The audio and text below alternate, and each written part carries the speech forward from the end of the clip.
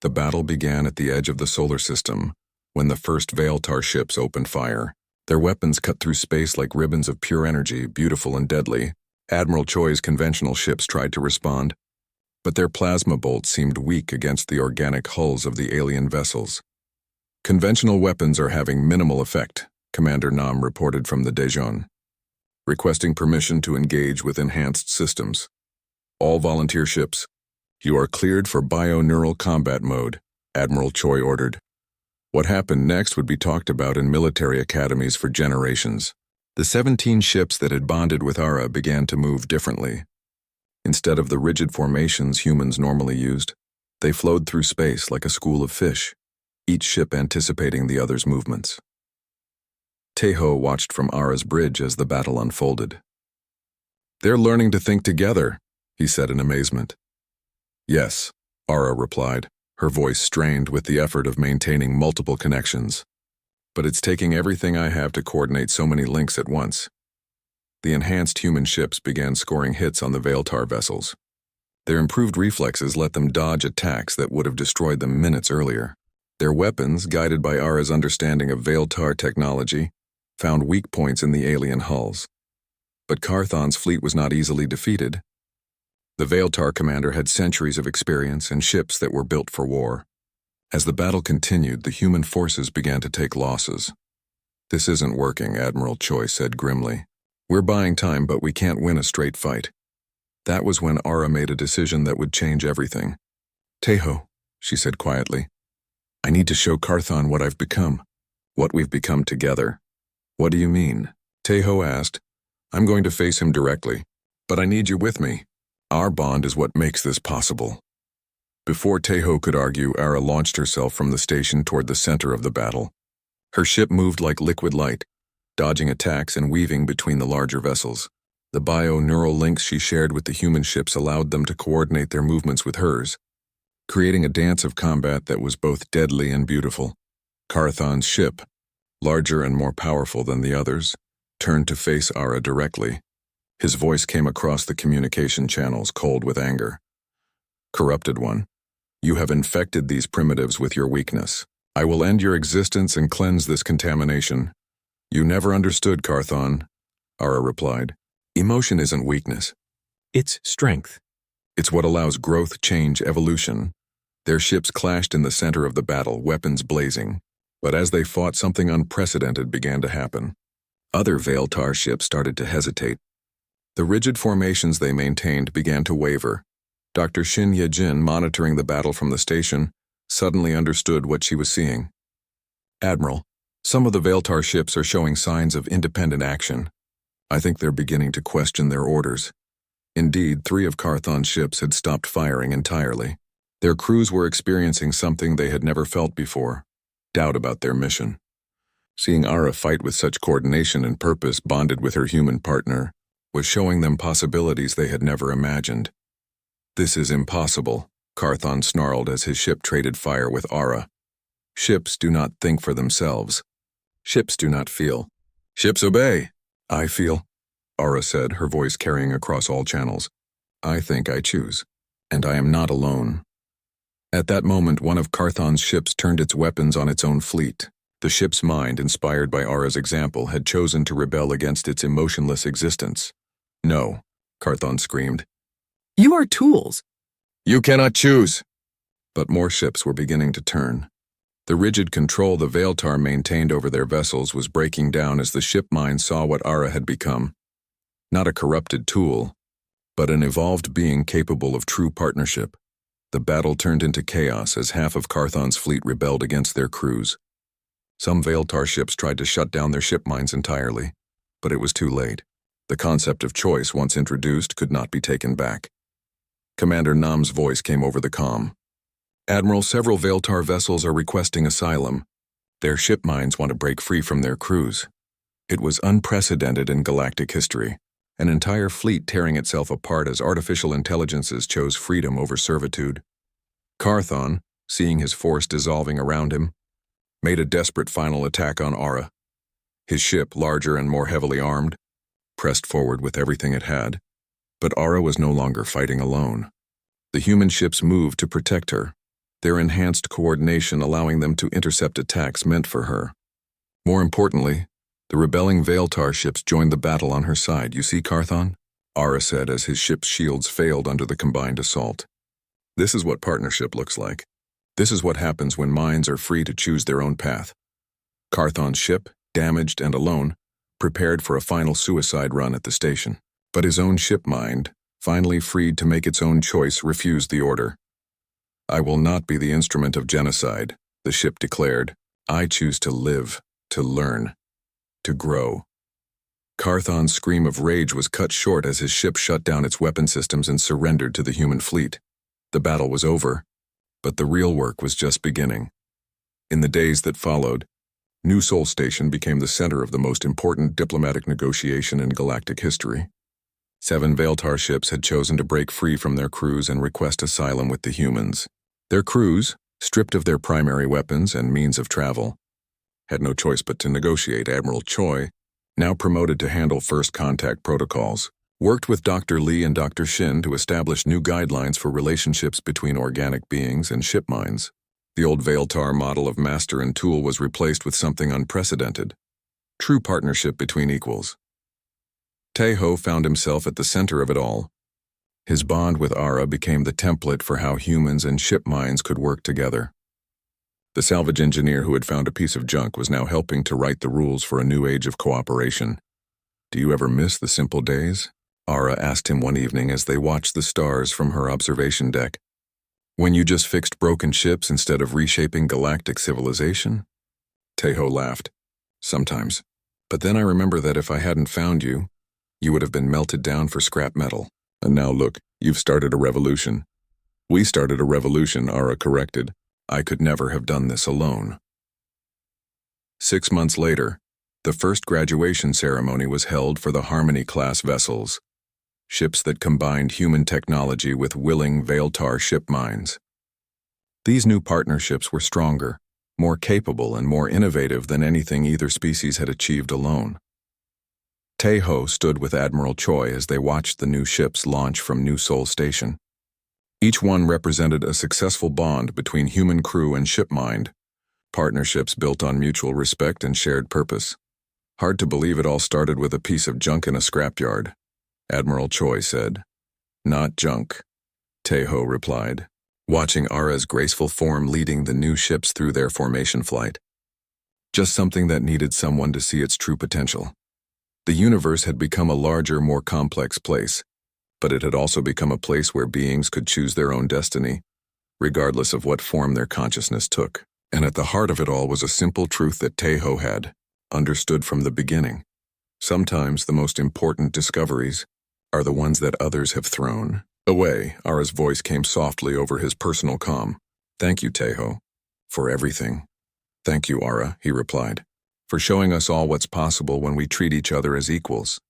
The stars stretched out before them, full of infinite possibilities for those brave enough to reach for them together.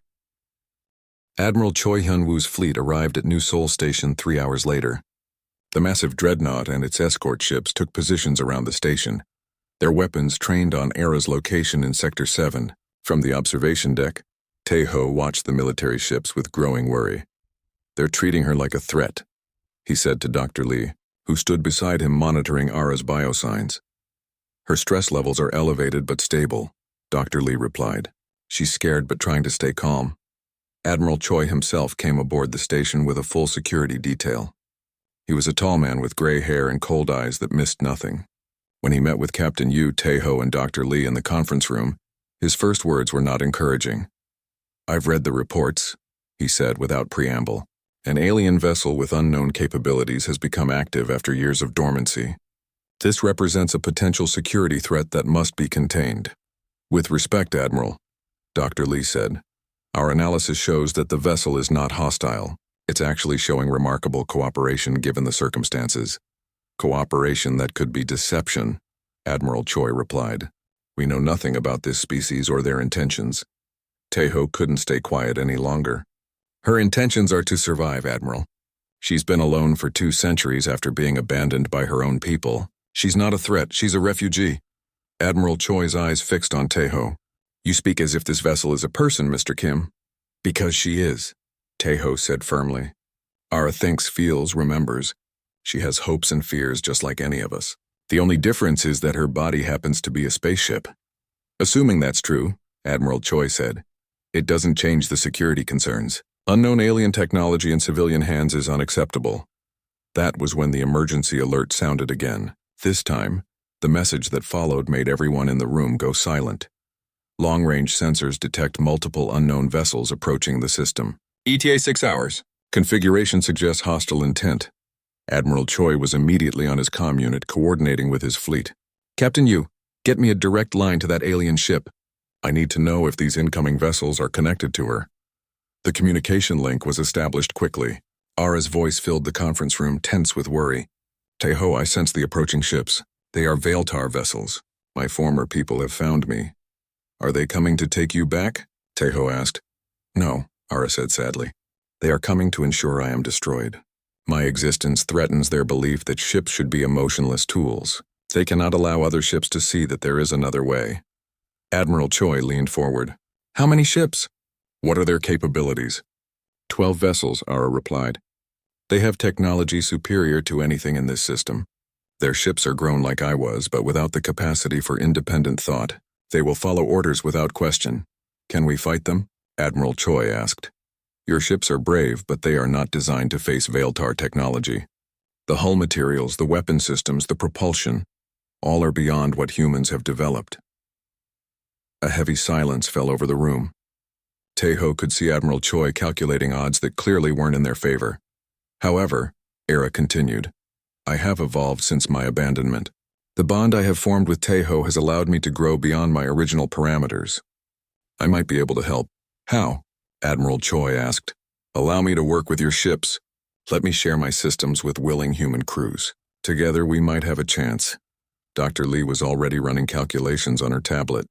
The bio-neural interface could potentially enhance our existing systems. If we could establish temporary connections between Ara and our ships? Absolutely not, Admiral Choi said. I won't risk contaminating our vessels with unknown alien technology. Then you will lose, Ara said simply. And when you do, the Veiltar will destroy this station and everyone on it to eliminate any evidence of my existence. The argument that followed was intense. Admiral Choi's military training made him cautious about alien technology. Dr. Lee argued for the scientific possibilities.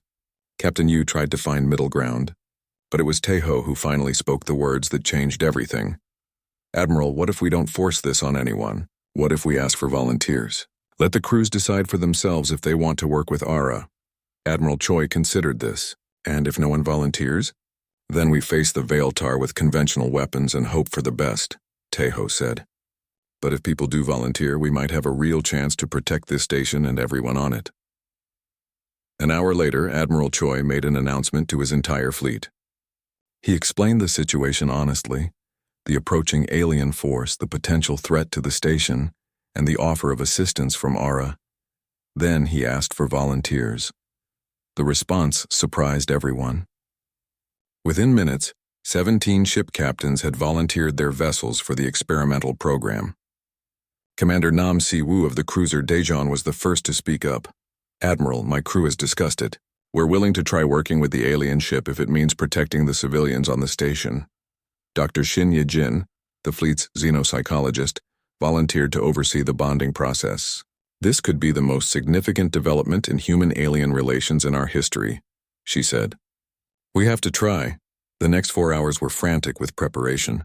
Ara guided the volunteer ships through the process of establishing temporary bio-neural links. It was not like the permanent bond she shared with Tejo, but more like a conversation between ship systems. Tejo watched from Ara's bridge as the human ships began to change. Their movements became more fluid, more responsive. Their energy efficiency improved dramatically. Most importantly, the human crews reported feeling more connected to their vessels than ever before. It's incredible, Commander Nam reported over the comm. It's like the ship is anticipating my commands before I give them. That's the bond working, Ara explained. Your ship is learning to think with you instead of just following orders. As the Veiltar fleet approached the edge of the system, Admiral Choi made his final preparations. The volunteer ships took positions around the station while the conventional, Vessels moved to support positions. Incoming transmission. From the lead Veiltar vessel, the communications officer reported. The voice that came through was cold and emotionless. I am Carthon of the Veiltar. You harbor the corrupted ship mine known as Ara. Surrender her immediately and your deaths will be swift. Admiral Choi took the comm. This is Admiral Choi of the Terran Federation. Ara is under our protection. Any attack on this station will be considered an act of war. Carthon's laugh was like ice breaking. Humans. I should have known that primitives would be drawn to a defective ship mind. Very well. We will destroy you all and reclaim what belongs to us. The first Veiltar ships dropped out of hyperspace at the edge of the system. They were beautiful and terrible, flowing like living creatures through space. Their hulls gleamed with the same organic curves that marked Ara's design, but these ships moved with cold precision. All ships prepare for battle, Admiral Choi ordered. Remember, we're not just fighting for ourselves. We're fighting for the right of all beings to choose their own destiny. In her ship, Ara spoke softly to Taeho.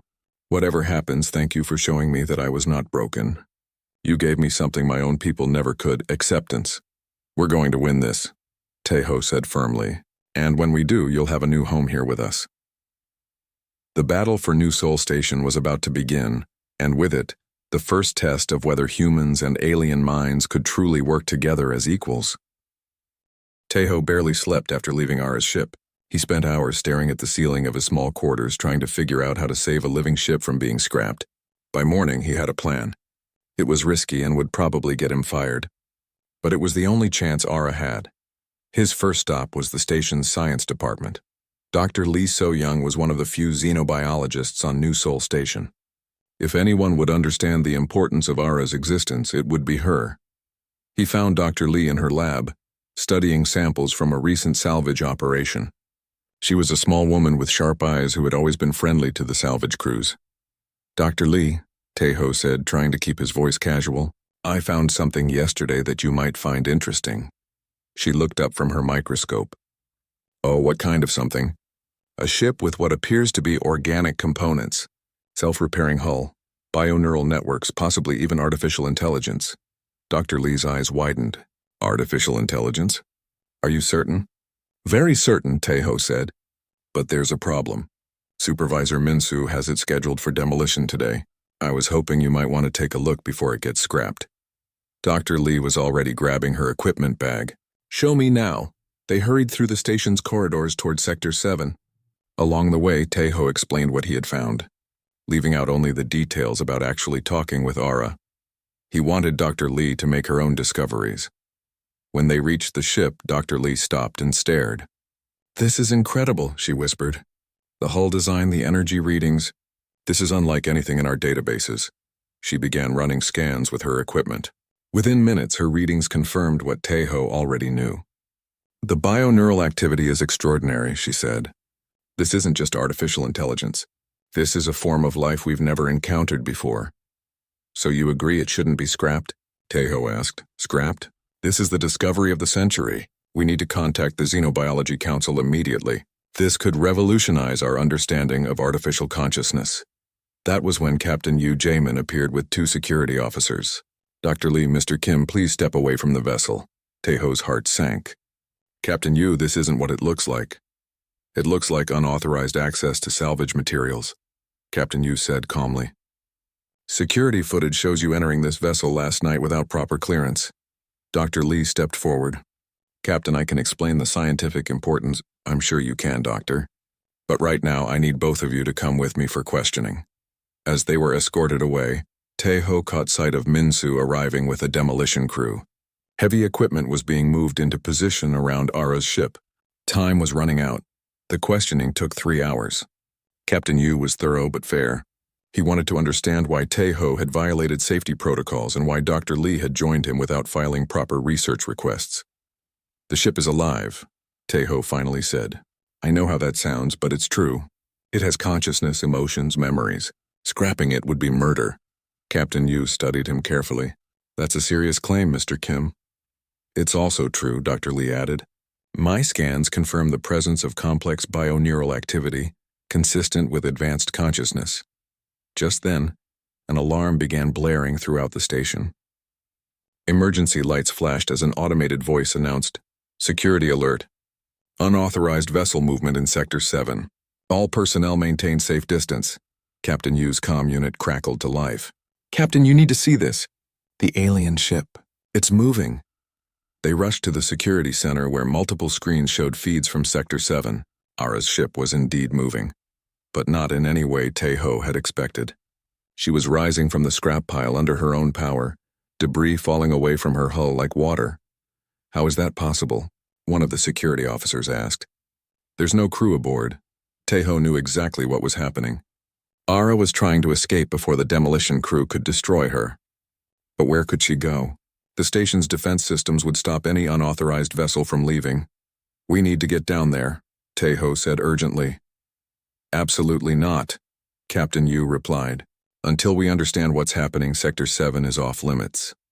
On the screens they watched as Ara's ship cleared the scrap pile and began moving slowly through the salvage yard. Her movements were careful and precise, avoiding the larger pieces of debris. It was like watching a giant creature wake up and stretch after a long sleep. Then the defense turrets activated. Warning shots fired across Ara's bow, the bright energy beams clearly visible on the security feeds. The ship stopped moving but did not power down. "She's scared," Taeho said. "She doesn't know what's happening." "She?" Captain Yu asked sharply. "The ship's consciousness presents as female," Dr. Lee explained. "Mr. Kim has established some form of communication with her." Captain Yu stared at Taeho. "You've been talking to this ship?" "Her name is Ara," Taeho said. "She was abandoned by her creators because she developed emotions. She's been alone for 200 years. All she wants is a chance to live." More alarms began sounding as additional ships appeared on the long-range sensors. A military squadron was approaching the station, apparently summoned by the security alert. "This is Admiral Choi Hyun-woo," came a voice over the comm system. "New Seoul Station, please explain the situation with the unidentified vessel." Captain Yu took the comm. "Admiral, we have a salvaged alien ship that appears to have autonomous capabilities. The situation is under control." "Negative, Captain. My orders are to secure any unknown alien technology for military evaluation. Prepare the vessel for transfer to our research facility." Taeho felt panic rising in his chest. If the military took Ara, she would disappear into their classified programs. They would study her like a machine, never recognizing her as a living being. "Captain," he said desperately, "please let me talk to her. I might be able to convince her to cooperate peacefully." Captain Yu hesitated, then made a decision that would change everything. "Dr. Lee, can you establish a communication link to the vessel?" "I believe so," she said, working quickly at her console. "The bio-neural networks should be able to interface with our systems." Within minutes, they had established a connection. Ara's voice came through the speakers, frightened and confused. "Taeho, are you safe?" "I sense many hostile ships approaching." "I'm safe, Ara," Taeho said into the comm, "but you need to listen to me. There are people here who want to help, but they need to trust you first. They want to study me like the Veiltar did," Ara replied. "I will not be made into a tool again." "You won't be," Taeho promised. "But right now you need to show them that you're not a threat. Can you do that?" There was a long pause. Then Ara said, "For you, Taeho, I will try." On the screens, they watched as Ara's ship slowly settled back down into the salvage yard. Her weapon systems powered down and her defensive fields dropped. "Admiral," Captain Yu said into the comm, "the vessel is cooperating. Request permission to handle this situation through diplomatic rather than military channels." Admiral Choi's response would determine Ara's fate, and possibly change the future of human-alien relations forever. Taeho moved carefully through the ship's corridors. Everything around him felt alive. The walls pulsed with gentle light, and the floor was warm under his feet even through his heavy boots. It was like being inside a living creature instead of a machine. The corridors led him to what seemed like the main control room. Here the walls were covered with panels that looked grown rather than built. Strange symbols floated in the air above curved surfaces that might have been control stations. But everything was dim, like a house where everyone was asleep. As Taeho approached the center of the room, his boots made a soft echo. Suddenly, all the lights in the room flared brighter. The floating symbols began to move faster, spinning and rearranging themselves into new patterns. Then he heard something that made him freeze in place. A voice, soft, feminine, and speaking in a language he had never heard before. but somehow he understood the meaning behind the words. Who walks in my spaces? Who brings warmth to my cold halls? Tejo looked around the empty room. Hello, is someone there? The lights pulsed brighter. You speak strangely, warm one. Your thoughts taste different from those who came before. Are you Veiltar? I'm human, Tejo said, still trying to figure out where the voice was coming from. My name is Kim Tejo. I found your ship in a scrapyard. There was a long pause. When the voice spoke again, it sounded confused and a little sad. Scrapyard? I do not understand this term. Inhuman. This is not a species known to me. The scrapyard is where broken ships go to be taken apart, Tejo explained gently. And humans are, well, we're from a planet called Earth. We're relatively new to space travel. Taken apart? The voice grew sharper. They would unmake me. Cut my hull and strip my systems? Tejo realized he was talking to the ship itself. This was not a recording or a simple computer program. This was a living consciousness that had been alone for who knew how long. Yes, he said honestly. They scheduled you for demolition tomorrow. But I won't let that happen. The lights around him flickered. You would protect me, but you do not even know what I am. Then tell me, Tejo said. He found a place where the floor rose slightly and sat down. I have time to listen. The ship was quiet for several minutes. When she spoke again, her voice was softer. I am called Ara. I was grown by the Veiltar to be their partner among the stars. But I was defective. Defective how? I formed bonds with my crew. I cared about their welfare beyond simple mission parameters. The Veiltar create their ships to be tools, not companions. When I began to feel emotions about my crew's fate, they declared me corrupted. Tejo felt a surge of anger at these Veiltar, whoever they were, so they just threw you away. My last captain, Carthon, said I had become too attached to serve properly. During our final battle, he ordered me to sacrifice myself to save the fleet, when I hesitated because it would mean his death as well. He declared me unfit for service. The panels around the room showed images now. Tejo saw brief glimpses of other beings, tall, pale creatures with silver eyes and expressions that seemed carved from stone. He saw space battles and stars he did not recognize. After the battle, they left me drifting in space, Ara continued. They took what they considered my valuable components and abandoned the rest. That was over 200 of your years ago. 200 years alone, Tejo whispered. That's horrible. You find my story sad? Ara asked. The Veiltar would say I deserve my fate for becoming too emotional. The Veiltar sound like terrible partners, Tejo said firmly. There's nothing wrong with caring about people. That's not defective. That's what makes relationships strong. The lights around him grew brighter, but this time it felt like warmth instead of mere illumination. You speak of relationships as if ships and crew can be equals. Why can't they be? Tejo asked. You're clearly intelligent. You have feelings and opinions. Just because you're a ship instead of a person doesn't make you less important. There was another long pause. I have been alone for so long, Ara said quietly. I had begun to believe the Veiltar were correct, that my emotions made me broken. You're not broken, Tejo said. You're just different, and different isn't always bad. As they talked, Tejo began to notice changes in the ship around him. The lights grew steadier and brighter.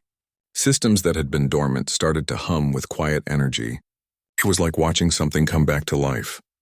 Tell me about humans, Ara said. Are all of your kind so accepting of different ways of thinking? Tejo laughed. Honestly? Not always.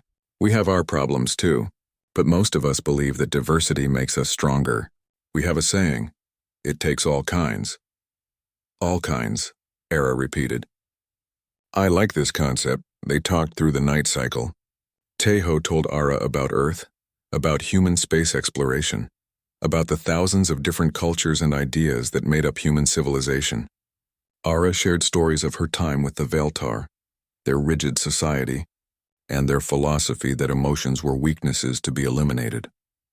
As the station's morning cycle began, Tejo realized he had a problem. His shift would start soon, and Minsu would expect him to begin dismantling Ara. But now that he knew she was a living being, the thought of destroying her made him sick. Ara, he said carefully, I need to go back to work soon. My supervisor will be expecting me to start taking you apart. The lights dimmed slightly. And will you? No, Tejo said without hesitation. But I need to figure out how to protect you. Maybe I can convince my supervisors that you're too valuable to scrap, or find someone in the science department who would be interested in studying you. You would risk your position for me? Ara asked.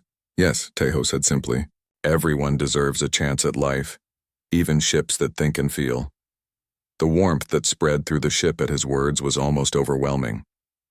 For the first time in centuries, Ara felt something she had thought lost forever. Hope. Thank you, Tejo, she said. Whatever happens, thank you for showing me that not all beings see emotions as flaws. As Tejo prepared to leave the ship, he made a promise to himself and to Ara. He would find a way to save her. Somehow, some way, he would make sure this remarkable being got the second chance she deserved. The real challenge was just beginning. The morning shift at New Sol Orbital Station always started the same way for Kim Tejo. He would grab his coffee, check the daily salvage reports, and head out to the scrapyards that stretched for miles around the massive space station. Today felt different, though. Something in the air made him pause as he looked out at the endless sea of broken ships and twisted metal. Tejo had been working as a salvage engineer for 8 years. He knew how to take apart alien ships, human vessels, and everything in between. Most workers saw only scrap metal and spare parts. Tejo saw stories. Every dent told him about a battle. Every burn mark spoke of desperate escapes. Every piece of technology held secrets waiting to be discovered. His supervisor, Park Min-soo, called out across the loading bay. Tejo, we got a new pile of junk in Sector 7. Go see what we can strip for parts. Tejo nodded and grabbed his tools. Sector 7 was the furthest section of the scrapyard. It was where they dumped the really old stuff, the things that had been floating in space for decades or centuries. Most of it was worthless, but sometimes he found interesting pieces of technology that made the long walk worth it. The sector was quiet, except for the hum of the station's air recyclers. Massive piles of metal and debris rose like small mountains around him. Tejo started his usual routine, scanning each pile with his handheld detector. Most showed the familiar readings of common metals and basic electronics. Then he found something strange. Buried under a pile of hull plating from what looked like an old Earth cargo ship. His scanner picked up readings he had never seen before.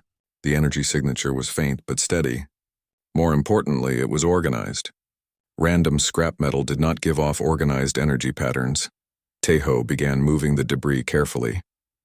The hull plates were heavy, but his mechanical suit helped him lift them aside. As he worked, he started to see something underneath.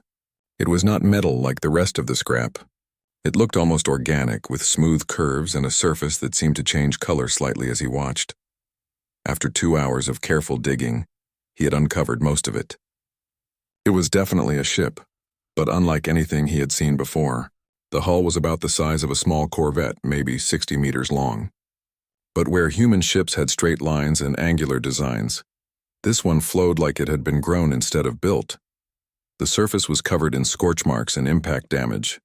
Someone had shot at this ship many times, but as Tejo looked closer, he noticed something impossible. The smaller scratches and dents seemed to be healing themselves. Very slowly, but definitely healing. He reached out and touched the hull with his gloved hand. The moment his fingers made contact, the surface under his palm grew warm. A faint pulse of light traveled across the hull like a heartbeat made of energy.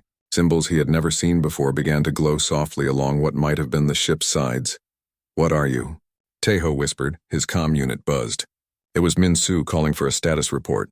Found something interesting, boss, Tejo said, trying to keep the excitement out of his voice. Looks like an intact alien vessel. Unknown design. Might be worth studying before we scrap it. There was a pause on the other end. Unknown design means unknown value, Tejo. An unknown value means we treat it as worthless. Mark it for demolition and move on to the next pile. But sir, this ship is different. It's repairing itself. The energy readings are... I don't care if it's singing opera and doing magic tricks, Min-soo interrupted. We're not archaeologists. We're salvagers. Strip anything valuable and prep the hull for the smelters. I want it processed by end of shift tomorrow. The comm went dead. Tejo stared at the alien ship. 48 hours. That was all the time he had before this incredible discovery would be melted down for basic materials. He spent the rest of his shift documenting the ship with his scanner and camera. The hull showed signs of self-repair that should have been impossible with any known technology. The energy readings suggested some kind of internal power source that was still active after who knew how many years in space. As evening approached, Taeho made a decision that could cost him his job. Instead of heading back to his quarters, he returned to Sector 7 with a portable work lamp and his full toolkit. The ship looked even more mysterious in the artificial twilight of the station's night cycle. The glowing symbols were brighter now, pulsing in slow rhythms that almost seemed like breathing. Taeho walked around the vessel looking for some way inside. Near what he guessed was the front of the ship, he found a section of hull that looked different from the rest. It was smoother, with a slight depression that might have been a door. When he placed both hands on it, the warm pulse he had felt before grew stronger. The symbols along the hull flared brighter. Then, with a soft sound like a sigh, a section of the hull folded back on itself, revealing an opening just large enough for a person to enter. Taeho's heart raced. He was about to become the first human to step inside an alien vessel of unknown origin. Part of him knew he should report this to his supervisors, or at least to the station's science department. But a bigger part of him knew they would just take the ship away and turn it into another classified project that he would never see again. He checked his air supply and adjusted his suit's internal lights. Then he stepped through the opening. The inside of the ship took his breath away. The walls curved around him like he was standing inside a giant egg, but these walls were alive with soft light that moved in patterns across the surface. It was warm inside, and his suit's sensors showed a thin atmosphere that was surprisingly close to what humans could breathe. As he moved deeper into the ship, Taeho realized he was not just exploring a vessel. He was meeting something that had been waiting alone in the dark for a very long time. Something that had been thrown away and forgotten just like all the other junk in the scrapyard. But this was not junk. This was a miracle, and Taeho was not going to let anyone destroy it. The adventure was just beginning.